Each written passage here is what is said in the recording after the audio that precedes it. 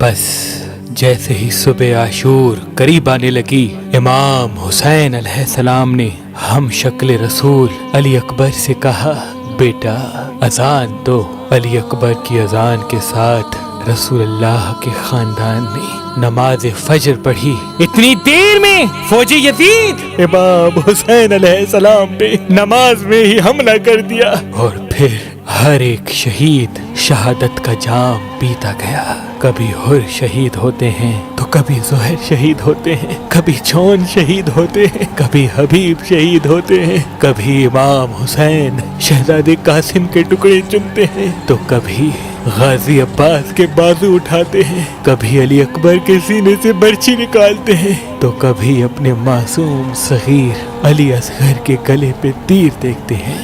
بس جب کرب و بلا میں نواسائے رسول کا ساتھی کوئی نہ رہا، آپ خیمے میں آتے ہیں اور بی بی فضہ سے کہتے ہیں، ماں فضہ میرے وہ پرانے کپڑے لاؤ جو جگہ جگہ سے پھٹے ہوئے ہیں۔ بی بی زینب نے پوچھا، بھائی پرانے کپڑے کیوں پہن رہے ہیں؟ امام حسین فرمانے لگے، اے بہن، یہ لوگ ایسے بدترین لوگ ہیں، میری شہادت کے بعد میرے جسم کو لٹیں گے، شاید میرے پھٹے پرانے کپڑے دیکھ کے ان کا ضمیر جاگ جائے۔ تمام بیویوں سے الوداع کہتے کہتے امام سجاد کے خیمے آتے ہیں۔ امام سجاد بستر بیماری پہ، امام حسین آواز دیتے ہیں، بیٹا سجاد اپنے بابا حسین کا آخری سلام قبول کرو۔ امام سجاد نے جیسے آنکھیں کھولی، دیکھا امام حسین کے چہرے پہ علی اصغر کا خون ملا ہے، نہ ساتھ میں علی اکبر ہے نہ غازی عباس۔ چیخ کے کہنے لگے، بابا، بھائی اکبر، چچا عباس، ہمارے لوگ کہاں ہیں؟ امام حسین نے فرمایا، سجاد صبح سے لے کے اب تک سب جام شہادت پی چکے۔ امام سجاد سہارے سے اٹھتے ہیں اور کہتے ہیں، بابا مجھے اجازت دو۔ امام حسین نے فرمایا، سجاد تمہارا امتحان یہ نہیں بلکہ تمہارا امتحان تو میری شہادت کے بعد شروع ہوگا۔ تجھے اپنی بہنوں اور ماؤں کے ساتھ قیدی بنایا جائے گا۔ سجاد تمہیں پتھر مارے جائیں گے، باغی کا بیٹا بلایا جائے گا۔ سجاد اسلام کا نام بلند کرنا، ہر جگہ اپنے نانا کی رسالت کی گواہی دینا۔ امام سجاد روتے رہے اور امام حسین میدان تک آ پہنچے۔ ایک طرف 9 لاکھ کا مجمع تھا اور ایک طرف نواسائے رسول حسین ابن علی آ کے کہتے ہیں، اے لوگو بتاؤ میرا قصور کیا ہے؟ کیا میں نے کسی پہ ظلم کیا ہے؟ کیا میں نے کسی کا حق غصب کیا ہے؟ کیا میں نے حلال کو حرام اور حرام کو حلال کیا ہے؟ کس جرم کی وجہ سے مجھ سے لڑنے آئے ہو؟ تمام لوگ ہم آواز ہو کے کہتے ہیں، ہم تجھے اس لیے مارنا چاہتے ہیں کیونکہ تو علی کا بیٹا ہے۔ امام حسین فرماتے ہیں، اے لوگو، آج جس اسلام کا پرچم تمہارے ہاتھوں میں ہے، یہ پرچم میرے بابا علی نے اونچا کیا ہے۔ نہ بھولنا، خیبر و خندق، بدر و احد میں اگر علی نہ ہوتے تو مسلمانوں کی فتح ناممکن تھی۔ اے لوگو بتاؤ، اللہ کے رسول نے فرمایا تھا کہ جو اس علی کا دشمن وہ مجھ محمد کا دشمن، اور جو میرا دشمن وہ اللہ کا دشمن، جو اس علی کا دوست وہ مجھ محمد کا دوست، اور جو میرا دوست وہ اللہ کا دوست۔ جہاں حق ہوگا وہاں علی ہوگا، اور جہاں علی ہوگا وہیں حق ہوگا۔ آج اسی علی کے بغض میں تم مجھے اور میرے بچوں کو مار رہے ہو۔ اتنے میں فوج یزید ادھر ادھر دیکھنے لگی۔ عمر بن سعد نے کہا، شمن نے کہا کہ حسین کی بات نہ سنو، حملہ کر دو بس۔ امام حسین علیہ السلام پہ فوج یزید نے حملہ کر دیا۔ امام حسین جیسے ہی ذوالفقار نکال کے فوج یزید کے حملے کا جواب دیتے ہیں، تاریخ نے لکھا لاکھوں فوجی بھاگنا شروع کر دیتے ہیں۔ کربلا کی زمین پہ کوہرام برپا ہو گیا۔ دنیا کی تاریخ میں ایسی جنگ کبھی نہ دیکھی تھی کہ ایک طرف 9 لاکھ کا مجمع اور دوسری طرف رسول اللہ کا ایک نواسا۔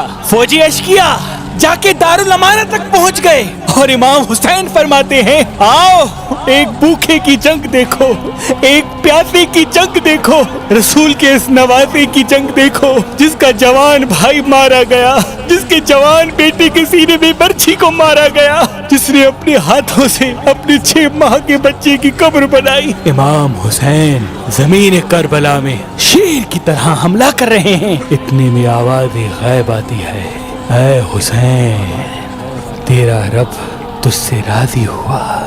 इमाम हुसैन ने इस सदा को सुन के जुल्फिकार को थाम लिया। उमर बिन साद ने कहा, शिमर ये अली का बेटा है, इसको शहीद करना नामुमकिन है, जाओ खेमों को आग लगाओ। बस फौज ने बीबियों के खेमों को आग लगा दी। इमाम हुसैन कभी खेमों की तरफ बढ़ते हैं, कभी फौज की तरफ आते हैं। उमर बिन साद ने कहा, इस 9 लाख की फौज को 4 हिस्सों में तकसीम कर दो और चारों तरफ दूर होके हुसैन की तरफ तीर नेज़े भाले फेंको। तारीख ने लिखा, फौज यजीद ने दूर से तीर चलाना शुरू कर दिए। कहीं से तीर आते हैं, कहीं से कोई भाला फेंकता है, कहीं से कोई बर्छी मारता है। जिसके पास मारने के लिए कुछ न था वो करबला की गर्म जमीन से पत्थर उठा के इमाम हुसैन की तरफ फेंकता है। इमाम हुसैन का जिस्म जख्मों से भर गया। तारीख ने लिखा, इमाम हुसैन के जिस्म में इतने तीर लगे कि इमाम हुसैन का जिस्म नजर तक नहीं आ रहा। बस नवासा रसूल घोड़े की जीन से जमीन पे आते हैं। फौजी यजीद खुशी से झूमने लगी, लेकिन इमाम हुसैन का वो घोड़ा जिस पे इमाम हुसैन सवारी करते थे वो इमाम हुसैन का चारों तरफ तवाफ करने लगा ताकि इन तीरों और जख्मों को मैं अपने जिस्म पे ले लूं। वो घोड़ा दौड़ ही रहा था, इतने में उमर बिन साद कहता है, रुको कोई तीर न चलाए, अरे ये रसूल अल्लाह का घोड़ा है, ऐसा ना हो कि इस घोड़े को तकलीफ हो। अफसोस है रसूल अल्लाह के घोड़े का तो ये लोग एहतराम कर रहे थे जिस पे रसूल अल्लाह सवार होते थे, लेकिन जिनको अपने कंधों पे सवार किया उनका एहतराम भूल गए।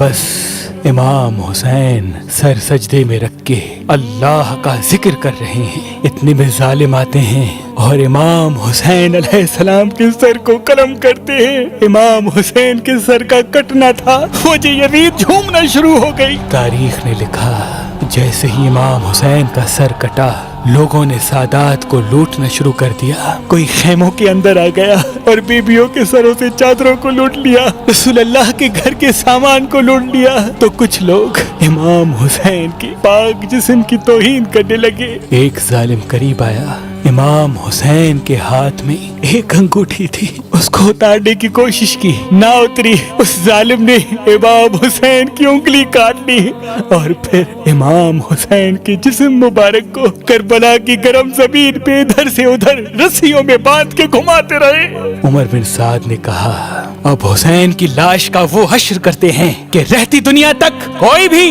यजीद के खिलाफ आवाज न उठाए। हुसैन और उसके साथियों के जिस्म से सरों को काट के अलग कर दो और सबके जिस्म सामने रखो, घोड़ों को तैयार करो, इनकी लाश को पामाल कर देंगे। जमीन करबला गवाह है। कहीं से कोई कबीला आके कहता है कि अली अकबर की माँ उम्मे लैला हमारे कबीले की है, हम अली अकबर पे घोड़े नहीं दौड़ाएंगे। कहीं से कोई कहता है अब्बास की माँ हमारे कबीले की है, कहीं से कोई कहता है कासिम की माँ हमारे कबीले की है, कहीं से हुर की लाश को कोई उठा लेता है, कहीं से हबीब की लाश को कोई उठा लेता है। बस करबला की गर्म जमीन पे सिर्फ फातिमा ज़हरा का बेटा पड़ा रहा। किसी जालिम ने ये न कहा कि ये हमारे रसूल का नवासा है। बस घोड़ों को तैयार किया गया और इमाम हुसैन की लाश को पामाल किया गया। तारीख गवाह है, मशरिक के घोड़े मगरिब की तरफ दौड़ते हैं, मगरिब के घोड़े मशरिक की तरफ दौड़ते हैं। इमाम हुसैन की लाश को इतना पामाल किया कि इमाम हुसैन का सीना इमाम हुसैन की पुश्त से जा मिला, इमाम हुसैन के जिस्म के टुकड़े हो गए। फौज यजीद इमाम हुसैन की लाश पामाल कर रही है और वहाँ शिमर और उमर बिन साद खुश हो रहे हैं। इतने में अंधेरा छा गया और यूं गरीबों की शाम बिछ गई। बेपर्दा बीबियां जमीन करबला पे बैठ के शहीदों का मातम कर रही हैं। इमाम सज्जाद ने देखा कि जमीन रो रही है, आसमान तड़प रहा है, कहीं कयामत ना आ जाए। अपने सर को सजदे में रखा और पूरी रात अल्लाह की नेमतों का शुक्र करते रहे। बस शाम गरीबा का ढलना था। 11 मुहर्रम का सूरज तुलू हुआ। शिमिर रसूल अल्लाह की बेटियों को कैद करता है और कैदी बना के कूफा और शाम की तरफ चला जाता है। इमाम हुसैन और उनके साथियों की लाश जमीन करबला में बेगौर कफन पड़ी रही। इमाम सज्जाद खून के आंसू रोते रहे। तारीख ने लिखा 3 दिन रसूल अल्लाह का नवासा बेगौर कफन जमीन करबला में बिखरा हुआ था। 13 मुहर्रम 61 हिजरी। जब आसपास के लोगों ने देखा कि फौज का पहरा कम हुआ है तो वो नहर फरात से पानी भरने के लिए बाहर आए। बनी असद की औरतें देखती हैं कि जमीन करबला पे लाश बिखरे हुए हैं। वो चीख के रोती हैं और अपने अपने मर्दों के पास जाके कहती हैं, ऐ लोगो, ये रसूल अल्लाह का खानदान था, शायद यजीद की फौज ने इनको कत्ल कर दिया। आओ इन गरीबों की लाशों को तदफीन करते हैं। उनके मर्दों ने कहा, क्या कह रही हो? यजीद ने मारा है, ऐसा ना हो कि इनको तदफीन करें और कल यजीद हमें भी मार दे। वो औरतें रो के कहती हैं, ऐ बदबख्त लोगो, अल्लाह के रसूल ने फरमाया था कि मैं अजर रिसालत कुछ नहीं मांगता सिवाय इसके कि मेरी औलाद से मोहब्बत करना। ऐ लोगो, अगर तुम नहीं जाते तो हम औरतें जाती हैं और हम रसूल अल्लाह के खानदान को तदफीन करती हैं। कुछ के ज़मीर जागे और कुछ मर्द कुछ औरतें जमीन करबला पे पहुंची। देखा ये किसी के जिस्म पे सर नहीं, लाश जमीन करबला में बिखरी हुई है। उन्होंने सोचा कि सबकी पहचान करना नामुमकिन है। ऐसा करते हैं, एक बड़ा खड्डा खोदते हैं और तमाम शहीदों को उस खड्डे में तदफीन कर देते हैं। और यूं वो खड्डा खोद ही रहे थे कि इतनी देर में मोजज़े से एक नूरानी चेहरे वाला कमर झुकी हुई आ पहुंचा। लोगों ने सोचा शायद कोई सिपाही है। वो कहने लगा, ऐ लोगो, न डरो, मैं इसी गरीब का बेटा सज्जाद हूँ। और फिर इमाम सज्जाद अलैहिस्सलाम रसूल अल्लाह की अबा को उन लोगों के हाथों में थमाते हैं और ज़मीर करबला से इमाम हुसैन का जिस्म चुनना शुरू करते हैं। कहीं से इमाम हुसैन की उंगलियां मिलती है, कहीं से इमाम हुसैन के कंधों का गोश्त मिलता है, कहीं से इमाम हुसैन की पसलियां मिलती है।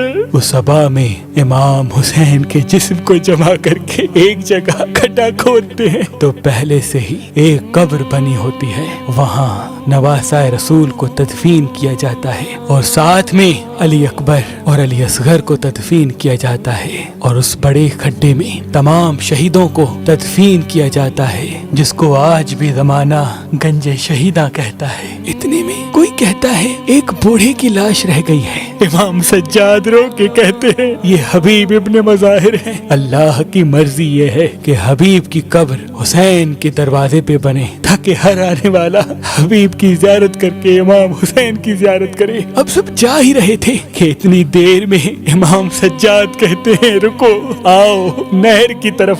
जैसे ही नहर की तरफ बढ़े, रास्ते में एक बाजू मिला। इमाम सज्जाद ने उस बाजू को सीने से लगाया। आगे बढ़ते हैं, दूसरा बाजू मिला, उस बाजू को भी सीने से लगाया। बस जैसे ही थोड़ा सा आगे चले तो जनाब अब्बास अलमदार का जिस्म नजर आता है। और वहीं जहां हजरत अब्बास शहीद हुए वहां उनकी कब्र बना देते हैं। तारीख ने लिखा, करबला के वाक़ये के बाद यजीद ने और आने वाले बादशाहों ने ये चाहा कि हुसैन की कब्रों के निशान भी खत्म कर दें, लेकिन अल्लाह जिसे चाहे उसे कोई खत्म नहीं कर सकता। लोगों ने चाहा कि नहर फरात का रुख इमाम हुसैन की कब्र की तरफ कर दें, लेकिन तारीख गवाह है नहर फरात का पानी इमाम हुसैन की कब्र के करीब जा न सका। आज भी अल्लाह ने अपनी इस निशानी हुसैन इब्ने अली की कब्र को हर खास अवाम के लिए तौहीद की निशानी बना के रखा है। लाखों लोग करबला आते हैं और नवासाए रसूल की कब्र मुबारक की ज़ियारत करके इस्लाम जिंदाबाद जुल्म मुर्दाबाद कह के इमाम हुसैन के रोजे की तहलीस चूमते हैं। सलाम हो रसूल अल्लाह के नवासे इमाम हुसैन इब्ने अली पर। इमाम हुसैन इब्ने अली पर। इमाम हुसैन इब्ने अली पर।